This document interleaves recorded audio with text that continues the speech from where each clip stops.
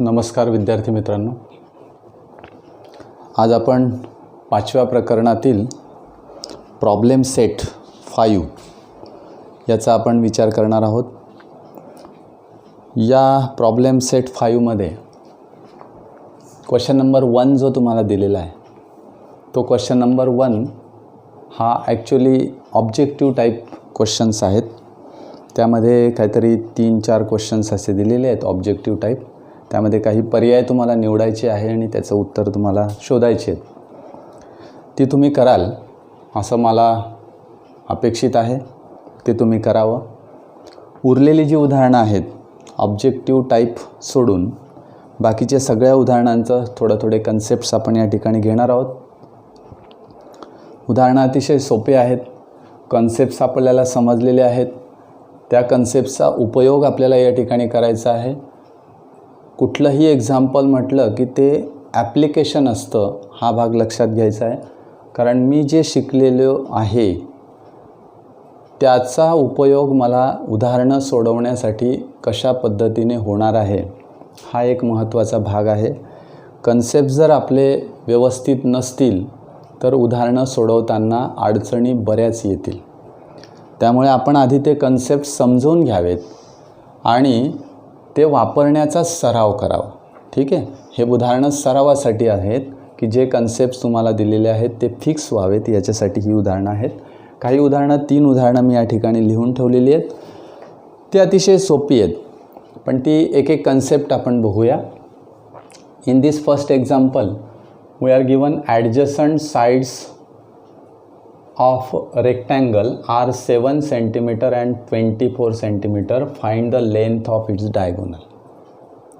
Yes, we have given here adjacent sides of rectangle. आपल्याला माहिती आहे की रेक्टँगल, मग रेक्टँगल आपण काढूया। सिंपल असा एक रेक्टँगल जर काढला तर लगेच आपल्याला लक्षात येईल दिस इज अ रेक्टँगल। मी एक छोटीशी आकृती या ठिकाणी काढतो। This is the diagonal of the rectangle. समजा याला तुम्ही नाव दिलं ABCD, this is a rectangle. Adjacent sides of the rectangle are 7 and 24। आता 7 म्हणजे लहान आहे आणि 24 म्हणजे ग्रेटर साईड आहे, हे आपल्याला लक्षात आलं पाहिजे। Suppose AD is 7 and DC is suppose 24. Yes, AB is also 24, BC is also 24. Why? Because opposite sides of rectangle are congruent, हे आपल्याला माहिती आहे। And each angle is of 90 degree, each angle is of 90 degree. मग आता here quadrilateral ABCD is a rectangle आणि या रेक्टँगलमध्ये मला दिलं आहे AD is equal to 7 centimetre and DC is equal to 24 centimetre. Yes, असं आपण विचारात घेऊ। आपण एक डायग्रॅम काढून घेतली, त्यांनी म्हटलं नाही तसं, पण आपण ती डायग्रॅम काढून घ्यायची। Now AC is a diagonal, AC is diagonal. आता तुम्ही सांगा की समजा जर मी BD डायगोनल काढला तर त्याची लेंथसुद्धा तेवढीच येईल, AC एवढी। Why? Because diagonals of the rectangle are congruent. Diagonals हे कॉन्ग्रेंट असतात, त्यामुळे एका डायगोनलची किंमत काढली की दुसऱ्या डायगोनलची किंमत आपल्याला सहज मिळेल। And that's why AC is here diagonal. नाव इन ट्रायंगल ADC ट्रायंगल मी जर घेतला तर त्यामुळे angle D is 90 degree, angle D is equal to 90 degree हे आहेच because it is a rectangle. And hence by Pythagoras AC square is equal to AD square plus DC square and hence AC square is equal to AD square means 7 square and DC square means 24 square. 7 square is 49, 24 square is 576। या दोघांची बेरीज जर केली तर 9 6 15, 1 7 5 12, चला 625 and hence AC is equal to, this is AC square, 625 it is AC square and what is AC? Taking the square root we get 25, means the length of the diagonal is 25 centimetre. It is very simple example. Now let us try to solve the another example. Now we have given here in diagonals of a square, if diagonals of a square is 13 centimeter, एका स्क्वेअरचा diagonal 13 centimetre दिला आहे, तर then find the side, मग it is given that is square. We know that all the sides of the square are congruent. मग सरळ एक square काढूया आपण. This is a square. आता स्क्वेअर काढताना तो स्क्वेअर दिसला पाहिजे असा काढायचा, नाही तर तो रेक्टँगल दिसतो आणि आपण त्याला स्क्वेअर म्हणतो. असं पण नको व्हायला. जॉमेट्रीमध्ये ॲक्युरेट मेजरमेंटच्या डायग्राम नसल्या तरी चालतील, परंतु ते जसं आहे तसं दिसलं पाहिजे. ॲक्यूट अँगल दिलेला आहे तर ॲक्यूट अँगल दिसला पाहिजे. स्क्वेअर आहे तर जनरली ऑब्झर्व केल्याबरोबर तो स्क्वेअर आहे असं कळालं पाहिजे. अशा पद्धतीच्या डायग्राम आपल्याला पाहिजेत. If diagonals of square is given, one of the diagonal of the square. अजून आपल्याला माहिती आहे की diagonals of the square are also congruent because it is a rectangle. हा एक रेक्टँगलच आहे म्हणून याचे डायगोनल्ससुद्धा कॉन्ग्रेंट असतील. समजा या ठिकाणी मी म्हटलं ABCD it is a square. All the sides are congruent. Suppose each side is A. बरोबर. मी इथे लिहितो क्वाड्रिलॅटरल ABCD इज स्क्वेअर. आणि स्क्वेअर असल्यामुळे AB is equal to BC is equal to DC is equal to AD and is equal to A. प्रत्येक side काय आहे? A असं मी गृहीत धरलं. मग आता हा 90 डिग्री अँगल आहे. मग सरळ मी म्हणेल इन ट्रँगल ADC. पुन्हा हा ट्रँगल घेईल ADC. हा 90 डिग्री आहे. Apply the Pythagoras. Angle D 90 degree आहे. D is equal to 90 degree. पायथागोरसने मला लिहिता येईल AC square is equal to AD square plus DC square. Now AC square, we have to find AC square. No, AC square is given. Why? Because diagonal is 13 centimeter. The length of this diagonal is 13 centimeter. Right here 13 square. AD square means A square and DC square means again A square. अगदी सोपं आहे. A square plus A square यांची बेरीज 2A square. Means right here 2A square is equal to 13 square 169. या ठिकाणी मला मिळालं 13 square is 169. मग आता A ची व्हॅल्यू मला काढायची आहे. मी काय करणार? तर या ठिकाणी मला स्क्वेअर रूट घ्यावा लागेल. मग स्क्वेअर रूट सरळ घ्यायचं. तुम्हाला 2ने याला भागता येईल का? येस, भागता येईल, काही अडचण नाही. म्हणजे A square is equal to 169 divided by 2. मग आता तुम्ही म्हणाल की सर पॉईंटमध्ये काढायचं का? उदाहरणं का घ्यायची आहेत त्याचा एक थोडासा विचार तुम्ही करा. कारण वेगवेगळ्या उदाहरणांमध्ये वेगवेगळ्या अडचणी असतात. त्या अडचणी आपल्याला सोडवायच्या. आता या उदाहरणामध्ये अशी अडचण आली की 169ला 2ने भाग जात नाही आणि येणारी संख्या स्क्वेअर नंबर असेलच असं नाही, हो की नाही. त्यामुळे त्याचा स्क्वेअर आपल्याला काढता येत नाही. मग आपण असं म्हणतो की उदाहरण चुकलेलं आहे, या उदाहरणामध्ये काहीतरी वेगळंच दिलेलं आहे. असं नाही. तर या ठिकाणी स्क्वेअर रूट डायरेक्ट तुम्हाला घेता येईल. Taking square root. Taking square root. Square root जर तुम्ही घेतलं तर इथे काय येईल? A इज इक्वल टू 169चं स्क्वेअर रूट 13 डिवायडेड बाय 2चं स्क्वेअर रूट काय? तर √2. सरळ लिहायचं √2. Yes, 13 upon √2. This is the side of the square. This is the side of the square. या स्क्वेअरची ही साईड आहे. मग आता याच्यानंतर तुम्हाला काही करता येईल का? तर येस, करता येईल. तुम्हाला रॅशनलायझेशन करता येईल. रॅशनलायझेशन कसं करायचं? तर √2ने √2ला गुणायचं. पुन्हा रॅशनलायझिंग फॅक्टर असतो तो. हे तुम्ही शिकला असाल तर माहिती असेल. 13 अपॉन √2 म्हणजे मल्टिप्लाय √2 ऑन बोथ साइड्स. दोन्ही बाजूला तुम्हाला कशाने गुणायचं आहे? √2ने गुणायचं. नसेल तर या पद्धतीने राहू द्यायचं. That is the 13 upon √2. This is the side of the square. आता थोडंसं याच्यामध्ये मी बदल करून तुम्हाला आणखी एक वेगळा असं कन्सेप्ट देणार आहे. मला वाटतं दिलेला आहे तो कन्सेप्ट तुम्हाला, की या ठिकाणी हा 45 डिग्रीचा अँगल होतो. Why? Because this is the isosceles right angled triangle. This is the isosceles right angle triangle. मग तुम्हाला माहिती आहे की साईड अपोजिट टू 45 डिग्री ही कशी असते? साईड अपोजिट टू 45 डिग्री म्हणजे सरळ मी असं जर लिहिलं तर AD is equal to, AD means the side of that square. AD is equal to किंवा DC इज इक्वल टू काही लिहिता येईल मला 1 अपॉन √2 1/√2 इंटू हायपोटेनस AC. मग बघा बरं AD बरोबर येते का. AD is equal to 1/√2 into 13 and hence 13/√2. Value is same.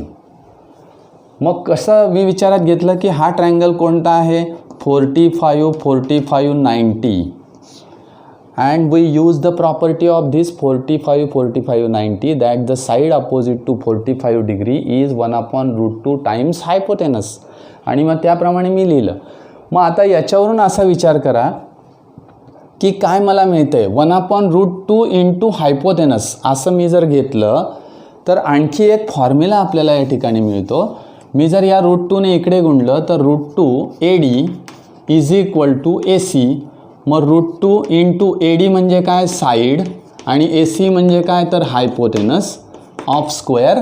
म्हणून hypotenuse of the square is equal to √2 into side हा एक फॉर्म्युला आपल्याला मिळतो. म्हणून हायपोथेनस ऑफ स्क्वेअर हा फॉर्म्युला लक्षात ठेवायचा. Is equal to √2 into side.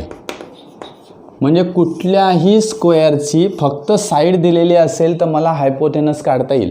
समजा एखाद्या स्क्वेअरची साईड 15 सेंटीमीटर दिलेली असेल. What is hypotenuse. Hypotenuse is 15√2. Yes, hypotenuse is 15 into √2. म्हणजे साईडला √2ने गुणायचं म्हणजे हायपोथेनसची व्हॅल्यू मिळते. किंवा साईड काढायची असेल तर हायपोथेनसला √2ने भागायचं. It is very very simple.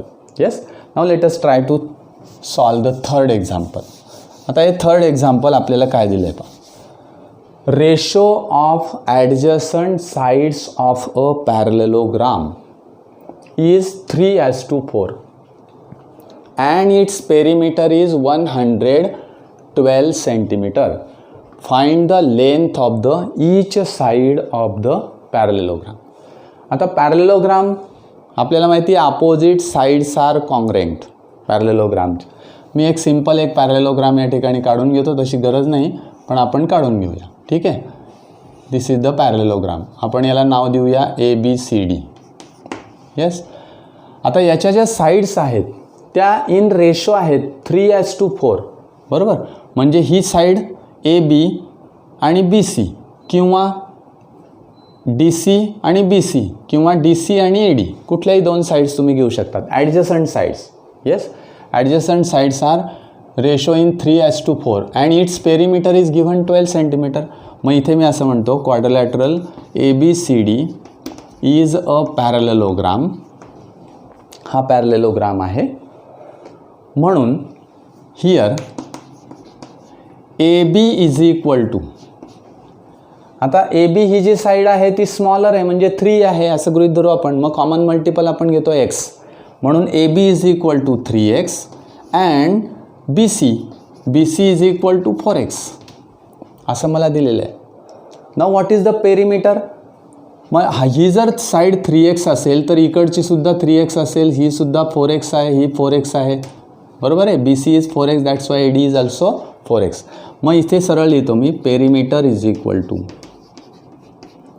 AB plus BC plus CD plus AD. Yes. मग सरळ किमती टाकूया. AB 3x plus 4x plus 3x and plus 4x. किंवा मला असंही करता आलं असतं perimeter is equal to 2 in bracket 1 side plus second side. कारण हे बघा 2 वेळा येत आहे. इज इक्वल टू 3x हे बघा 7x प्लस 7x म्हणजे 14x. Yes. Means this is 112. Perimeter किती आहे बघा 112. येस. मग एक्सची व्हॅल्यू काढायची आहे मला.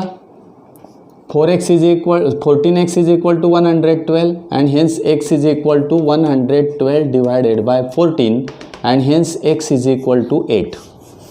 x ची व्हॅल्यू आपल्याला 8 मिळेल.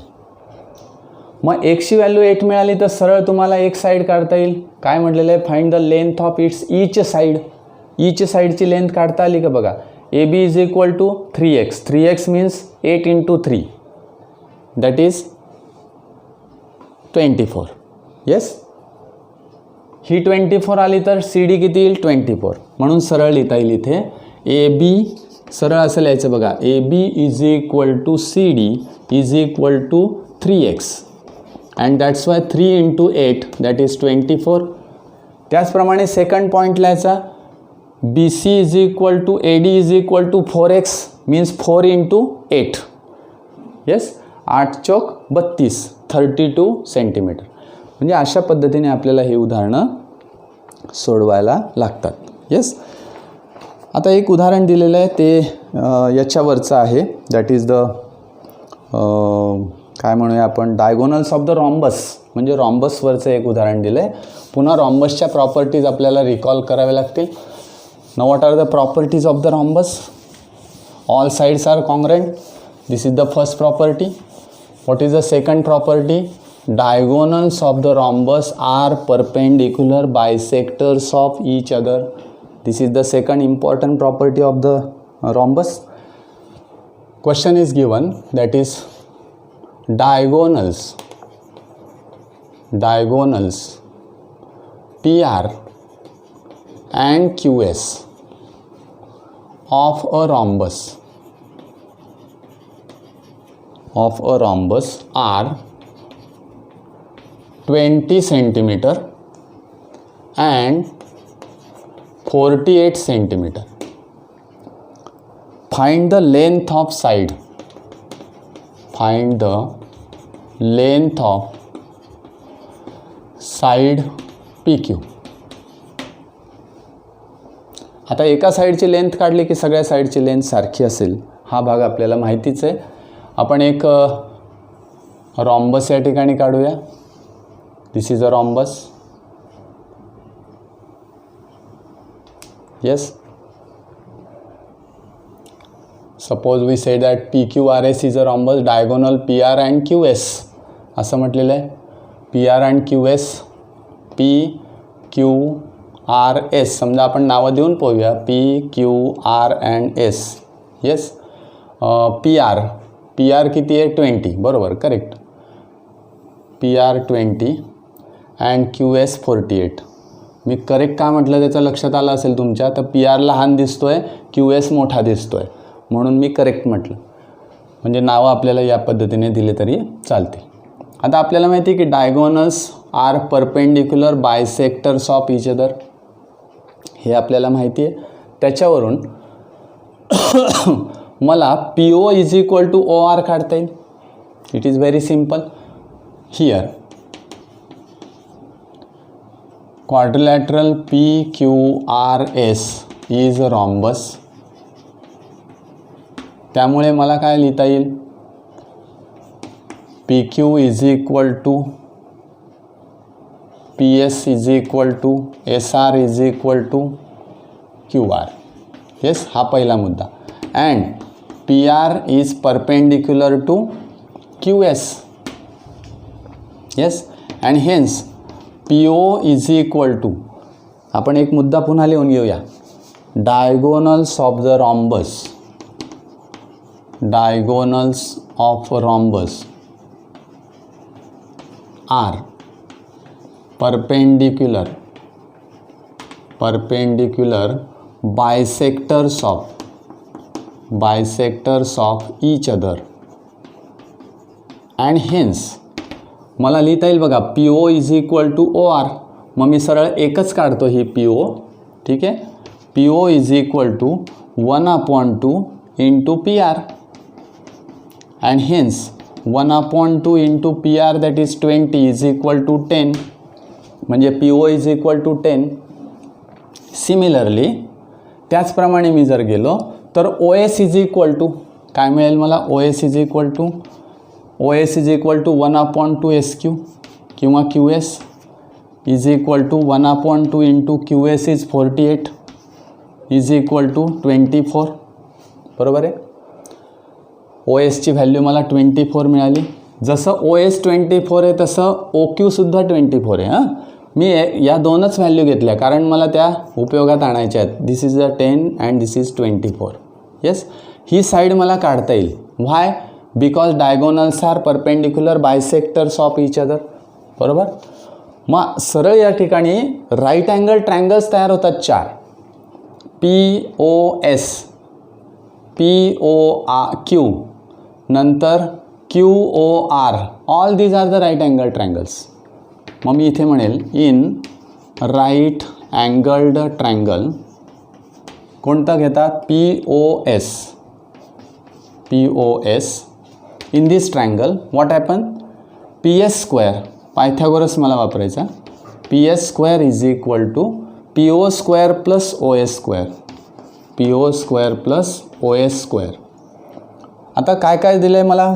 साईड काढायची आहे, म्हणजे PS square is equal to, ठीक आहे, साईड PQ मला काढायची. ओके ठीक आहे, मग आपण त्या पद्धतीने घेऊया का? चालेल, ठीक आहे. PS is equal to PQ आहेच, आपल्याला माहिती आहे. PS square is equal to PO square. PO square 10 square plus OS square 24 square is equal to 10 square means 100, 24 square means 576 is equal to 676. Yes, this is PS square. मग आता 676 कोणाचा square आहे हे शोधायचं आहे आपल्याला. सरळ तुम्हाला माहिती आहे स्क्वेअर पार्ट आहे. Taking square PS is equal to 26. PS is equal to 26चा जो स्क्वेअर आहे. मग आता PS is equal to PQ आहे हे मला माहिती आहे. PS is equal to PQ is equal to 26, म्हणजे ऑल साईड्स आर इक्वल. वरती जो मी मुद्दा लिहिलेला आहे, मला जर PQ साईड, माझं थोडंसं लक्ष नाही या ठिकाणी की PQ साईड मला काढायची, नाही तर आपण हा ट्रायंगल घेतला असता. पण हरकत नाही, हा ट्रायंगल घ्यायला काही अडचण नाही. PS is equal to PQ आहे, that is the 26. All sides are 26 centimetre. म्हणजे त्या ठिकाणी आपल्याला जे विचारलेलं आहे ते पण काढता येईल. कशा पद्धतीने? सगळं सारखंच आहे. PS is equal to PQ is equal to SR वगैरे वगैरे सगळे, all the sides are congruent. त्यामुळे सहज मला ते काढता आलं. हा एक सोपा भाग या ठिकाणी मी तुम्हाला सांगितला की how to use the properties of the rhombus to find the side of the rhombus when we are given the diagonals. हा एक भाग आपण बघितला. आता आपल्याला थोडंसं रेक्टँगलच्या एका सोप्या आणि महत्त्वाच्या उदाहरणाकडे जायचं आहे. तो पण भाग अतिशय सोपा आहे, कारण त्या ठिकाणी मला काही रेक्टँगलच्या प्रॉपर्टीज वापराव्या लागणार आहेत. आणि त्या रेक्टँगलच्या प्रॉपर्टीज कशा या ठिकाणी वापरायच्या बघूया आपण. Question number 5.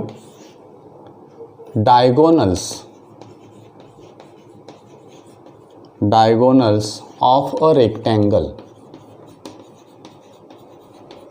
Diagonals of a rectangle PQRS are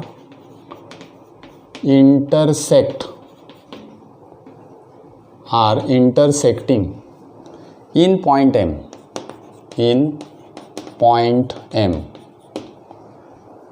If angle QMR is equal to 50 degree, then find the measure of angle MPS.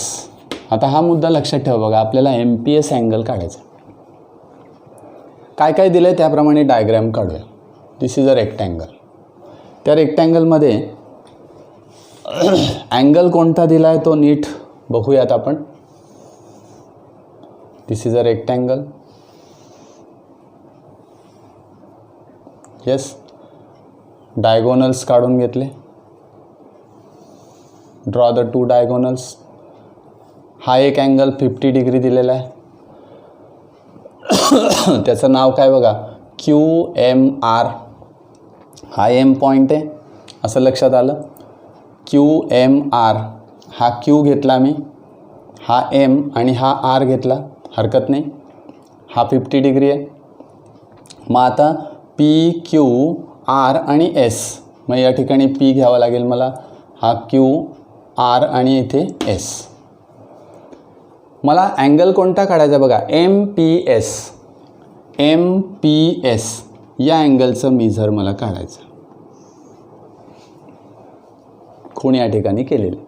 मला काय दिलेलं आहे, काय विचारलेलं आहे, आकृतीमध्ये स्पष्ट आपल्याला ते दिसलं पाहिजे तशी आकृती या ठिकाणी काढायची. मग आता विचार कसा करता येईल की मला हा अँगल काढायचा आहे? सहज काढता येईल. कसा काढता येईल? तर रेक्टँगलच्या प्रॉपर्टीज मला इथे विचारात घ्याव्या लागतील. First, quadrilateral PQRS is a rectangle.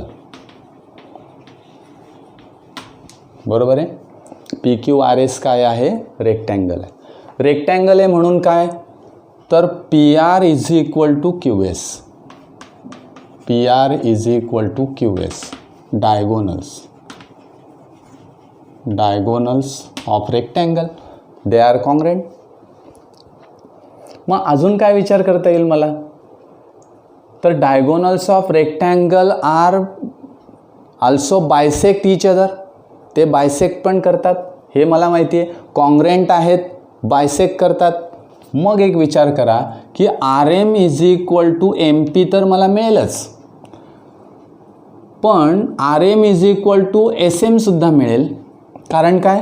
All the sides और डायगोनल्स आर कॉन्ग्रेंट डायगोनल्स. सगळे डायगोनल्स, दोघं डायगोनल्स कसे आहेत? कॉन्ग्रेंट आहेत.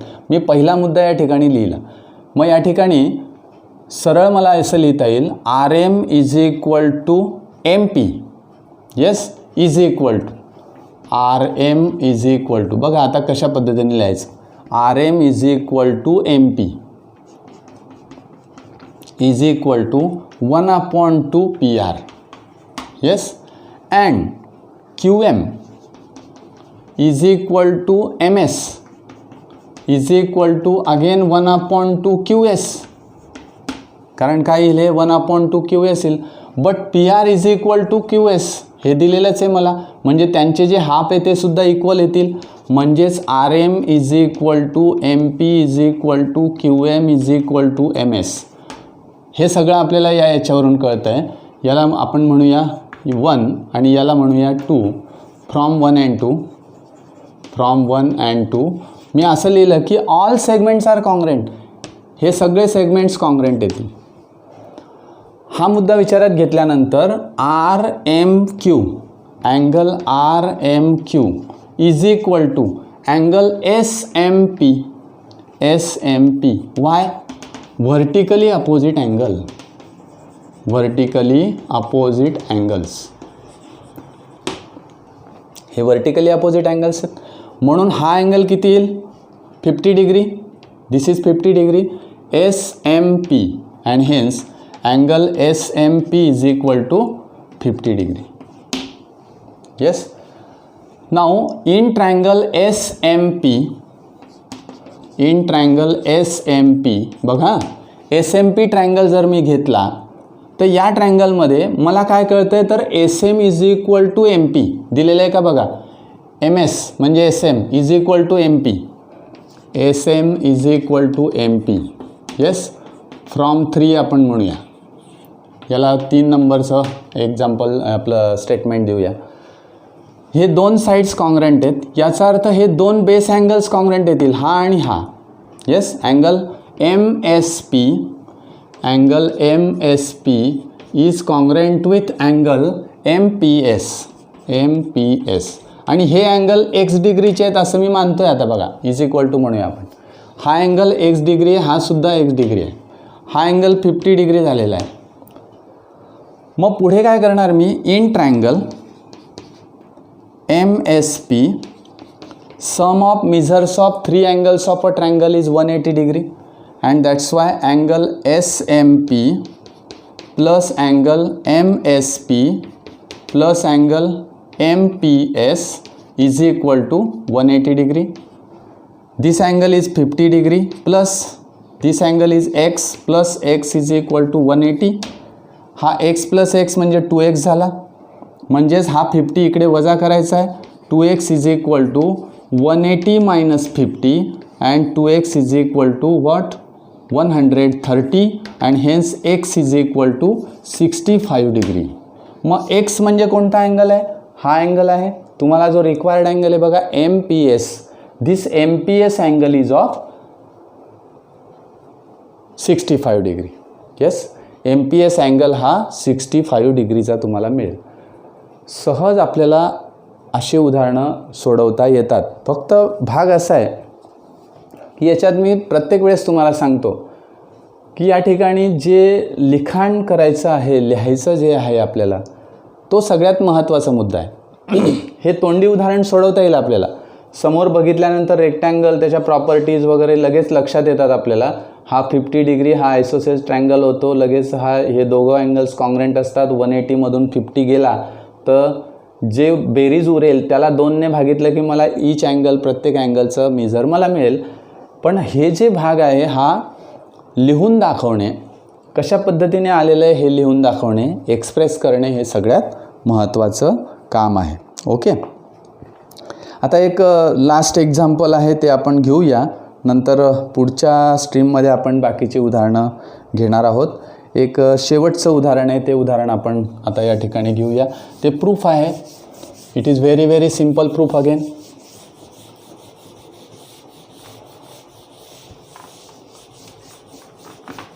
प्रूफ आपल्याला असं दिलेलं आहे.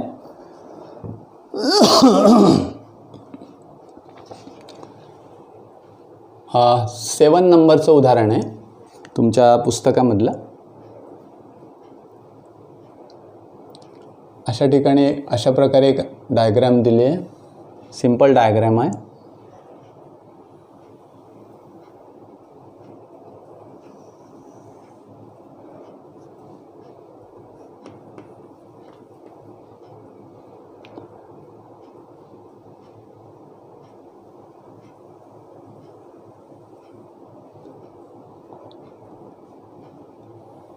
डायग्राम काढताना सुद्धा आपण बघितलं पाहिजे की कशा पद्धतीने डायग्राम काढली जाते आणि मग आपल्या तो भाग लक्षात येतो तो अशा पद्धतीने.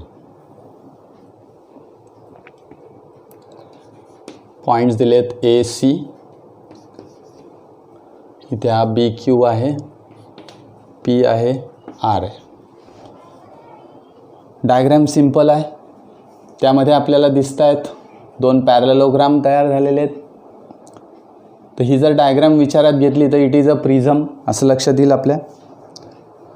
In this adjacent figure given काय काय दिलं आहे बघा. AB is parallel to PQ. Yes, AB is parallel to PQ and segment AB is congruent with PQ. This is the first statement. Second statement, AC is parallel to PR and segment AC is congruent with segment PR. Then prove that. To prove, आपल्याला prove काय करायचं आहे. segment BC is parallel to QR and BC is congruent with QR. उदाहरण मोठं नाही आहे, ते आपल्याला लगेच लक्षात येईल. एक एक मुद्दा आपण घेणार आहोत. बघा, प्रूव्ह काय करायचं आहे त्याच्याकडे आधी कॉन्सन्ट्रेट करूया. BC is parallel to QR. BC is parallel to QR. Yes, and BC is congruent with QR. हे 2 गोष्टी मला प्रूव्ह करायच्या आहेत. मग तुम्ही जर थोडासा विचार केला तर आता गिव्हनच्या पहिल्या स्टेटमेंटकडून आपण जाऊया. पहिलं स्टेटमेंट काय दिलेलं आहे. AB is parallel to PQ. बघा, ही AB is parallel to PQ. Yes, दिसत आहेत आपल्याला. AB is parallel to PQ and AB is congruent with PQ. AB is congruent with PQ. मग आपला एक थेरम असा झालेला आहे पहा की if in a quadrilateral, if one pair of opposite side is parallel and congruent, then the quadrilateral is a parallelogram. तेव्हा तो क्वाड्रिलॅटरल पॅरलेलोग्राम असतो. मग हा पॅरलेलोग्राम आहे हे मला सिद्ध करता येईल, कारण पहिली कंडिशन मला दिलेलीच आहे डायरेक्ट. या कंडिशनवरून ABQP इज अ पॅरलेलोग्राम असं मी डायरेक्ट या ठिकाणी लिहू शकतो. येस, म्हणून पहिलं प्रूफमध्ये पहिलं स्टेटमेंट आपण लिहूया. Proof first statement, A B is parallel to P Q and A B is congruent with P Q. हे दोघं स्टेटमेंट जे दिलेले आहेत ते गिव्हन आहेत, बरोबर आहे. म्हणून the pair of opposite sides is congruent and parallel, then quadrilateral, मी सरळ या ठिकाणी म्हणतो quadrilateral ABQP is a parallelogram. मग बघा, हा पॅरलेलोग्राम झाल्याबरोबर A P is parallel to B Q असं मला लिहिता येईल की नाही. बघा, A P is parallel to B Q हा पहिला मुद्दा लिहिता येईल. And A P is congruent with B Q, A P is congruent with B Q असं पण लिहिता येईल. Yes, A P is parallel to B Q and A P is congruent with B Q. या ठिकाणी मी statement number 1 देतो.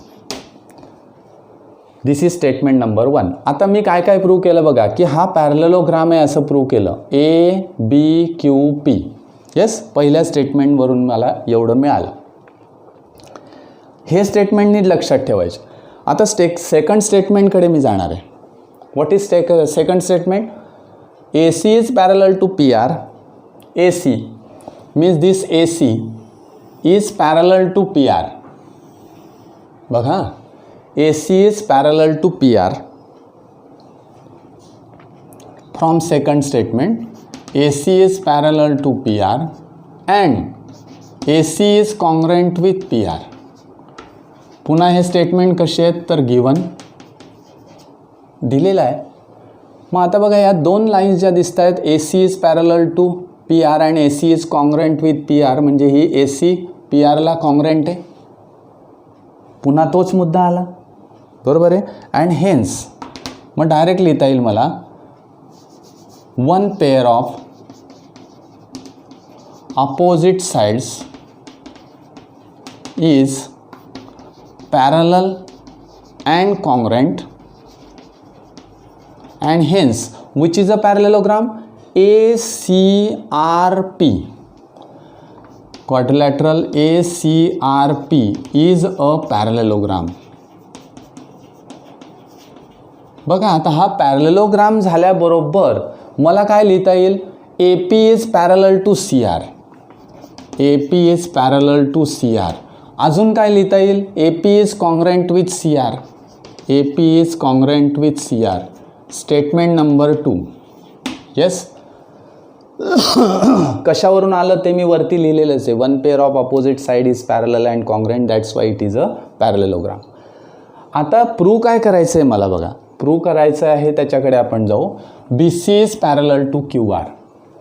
बी C is parallel to Q R हे मला प्रूव्ह करायचं आहे. And B C is congruent with Q R. मग आता या दोन स्टेटमेंटचा अर्थ कसा लावायचा? मला काय दिलेलं आहे की A P is parallel to B Q आहे. A P is parallel to B Q. Yes, A P is congruent with B Q पण आहे. पुढे मला दिलेलं आहे बघा, A P is parallel to C R. बघा, A P is parallel to C R and A P is parallel to congruent with C R. A P C आरला parallel पण आहे, कॉन्ग्रँट पण आहे. याचा अर्थ काय होईल? याचा अर्थ असा होईल, B Q is parallel to C R and B Q is congruent with C R. इथे आपल्याला ट्रान्झिटिव्हिटी वापरावी लागेल. काय वापरावी लागेल? ट्रान्झिटिव्हिटी. बघा, A P is parallel to B Q आहे, दिलेलं आहे. A P is parallel to B Q and A P is parallel to C R. Yes, A P is parallel to C R आहे. And hence which is parallel? B Q is parallel to C R. बरोबर. म्हणून आता लिहिताना मी अशा पद्धतीने लिहिली आहे. Here A P is parallel to B Q. AP is parallel to BQ कशावरून? From one. बघा मी आता पुढचा मुद्दा व्यवस्थित तुम्हाला कशा पद्धतीने लिहायचं ते सांगतोय. AP is parallel to BQ आहे and AP is parallel to CR. AP is parallel to CR from two. याचा अर्थ काय? AP is parallel to BQ and AP is parallel to CR. याचा अर्थ BQ is parallel to CR and hence BQ is parallel to CR. Transitivity म्हणूया आपण ह्याला, transitivity. Statement number 3. आता मुद्दा लक्षात आला का? बघा स्टेटमेंट नंबर 3. आता पुढच्या मुद्द्याकडे जाऊया. पहिले मला दिलेलं आता AP is congruent with BQ आहे का? Yes, AP is congruent with BQ from one. पुन्हा दुसरा भाग AP is congruent with CR आहे का? येस दिलंय. AP is congruent with CR. AP is congruent with CR from two. कारण हे दोघं स्टेटमेंटला मी 2 म्हटलेलं आहे हां, हे लक्षात घ्या. आता याचा अर्थ काय होईल? AP is congruent with BQ and AP is congruent with CR. याचा अर्थ BQ is congruent with CR. Yes, transitivity म्हणूया. ट्रान्झिटिव्हिटी. Statement number 4. आता बघा 3 and 4. From 3 and 4 BQ is parallel to CR and BQ is congruent with CR. हे दोन statement मला 3 आणि 4 वरून मी घेतलेले आहेत, लक्षात घ्या. मग बघा BQ is congruent with CR and BQ is parallel to CR. That's why BCRQ किंवा BQRC quadrilateral BQRC is a parallelogram. आणि हा जर पॅरलेलोग्राम असेल तर BC is parallel to QR लिहिता येईल मला. And BC is congruent with QR and hence BC is parallel to QR and BC is congruent with QR and this is our proof. या पद्धतीने मला हे थेरम लिहिता येईल. थेरम नाही, आपण एक्झाम्पल म्हणूया. असा विचार आपल्याला या ठिकाणी करता येईल. म्हणजे कुठलंही उदाहरण सोडवताना आपल्याला एकमेकांशी रिलेशन कशा पद्धतीने लावायचं आहे तो सगळ्यात महत्त्वाचा भाग या ठिकाणी मी तुम्हाला दाखवला की अशा पद्धतीचे स्टेटमेंट्स आहेत. आणि हा पूर्णच्या पूर्ण हे उदाहरण कशावर आधारित आहे? तर in a quadrilateral if a pair of opposite side is parallel and congruent then the quadrilateral is parallel. या एका थेरमवर हे पूर्ण उदाहरण अवलंबून आहे. ओके, उद्याच्या स्ट्रीममध्ये आपल्याला काही 2-3 उदाहरणं प्रॉब्लेम सेटमध्ये राहिलेली आहेत ती घ्यायची आहेत. आणि त्याच्यानंतर काही एक्झाम्पल्स की जे महत्त्वाचे आहेत, जे परीक्षेला विचारले जातात किंवा त्याच्यामध्ये कन्सेप्ट वेगवेगळे दिलेले आहेत, असे एक्झाम्पल्स आपल्याला बघायचे आहेत. ओके, आज आपण या ठिकाणी थांबूया. उद्याच्या स्ट्रीममध्ये पुन्हा भेटूया.